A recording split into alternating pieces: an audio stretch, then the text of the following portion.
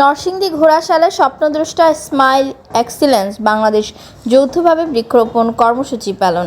নরসিংদীর পলাশ উপজেলার ঘোড়াশাল পৌরসভা অডিটোরিয়াম এর স্বপ্নদ্রষ্টা সংগঠনের নরসিংদী জেলা দায়িত্বপ্রাপ্ত পারভেজ আহমেদ ও ইসমাইল ঘোড়াশাল শাখার সার্বিক সহযোগিতায় শুক্রবার সকালে বৃক্ষরোপণ কর্মসূচি পালন করা হয়। ঘোড়াশাল পৌরসভার মেয়র আল মুজাহিদ হোসেন তুষার প্রধান অতিথি হিসেবে উপস্থিত থেকে ঘোড়াশাল পৌরসভার সকল কাউন্সিলর ও মহিলা কাউন্সিলরদের হাতে গাছ তুলে দেন এবং নিউ এলাকায় লাগানোর জন্য এবং পৌরসভা অডিটোরিয়ামে গাছ লাগান। এই সময় ইসমাইল ঘোড়াশাল শাখা সভাপতি ও স্বপ্নদ্রষ্টা সংগঠনের প্রতিনিধি পারভেজ আহমেদ জানান, স্বপ্নদ্রষ্টা সংগঠন থেকে সারা দেশেই চলবে বৃক্ষরোপণ কর্মসূচি। তারই ধারাবাহিকতায় এই বৃক্ষরোপণ কর্মসূচি পালন করে।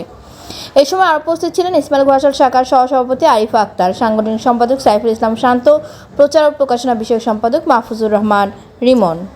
এই সময় ঘোড়াশাল পৌরসভা মেয়র আল মুজাহিদ হোসেন তুষার বলেন, যেভাবে সব জায়গাতে বৃক্ষ নিধন হচ্ছে, সেখানে স্বপ্নদ্রষ্টা ইসমাইল ঘোড়াশাল শাখা সভাপতি ছোট ভাই পারভেজ আহমেদ সহ ইসমাইলের সদস্যরা এগিয়ে এসেছে বৃক্ষরোপণ করতে, যা আমি বরাবরের মতোই তাদেরকে সাধুবাদ জানাই। তিনি আরও বলেন, আমরা ঘোড়াশাল পৌরসভা উন্নয়নের ধারা অব্যাহত রাখতে ইসমাইল ঘোড়াশাল শাখার সার্বিক সহযোগিতা কামনা করি। সংগঠনের উদ্যোগে আজকের বৃক্ষরোপণ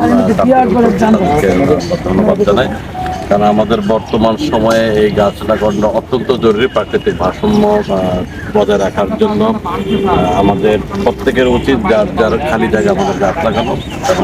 ইতিমধ্যেই গাছ কেটে ফেলার কারণে প্রাকৃতিক বিপর্যয় আমরা প্রতিনিয়ত দেখতে পাচ্ছি, বজ্রপাত সহ বিভিন্ন প্রাকৃতিক দুর্যোগ সেই ঘটনাগুলির সম্মুখীন আমরা হচ্ছি। আমাদের স্বার্থেই আমরা যেন ভালো থাকতে পারি, সুন্দর পরিবেশে থাকতে পারি, মুক্ত হাওয়ার জন্য আমরা নিতে পারি, আমাদের অক্সিজেন নিতে পারি, সেই জন্য গাছ লাগানো অত্যন্ত জরুরি।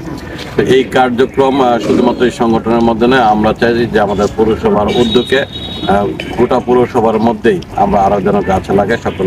সকলকে আমরা আহ্বান করবো যে আসুন আমরা প্রত্যেকে মিলে অন্তত একটি গাছ আমরা আমাদের বাড়ির আঙ্গিনায় একটি গাছ লাগাই। তো আবারও সর্বশেষ আমি এই সংগঠনকে ধন্যবাদ জানাই আজকের এই উদ্যোগ।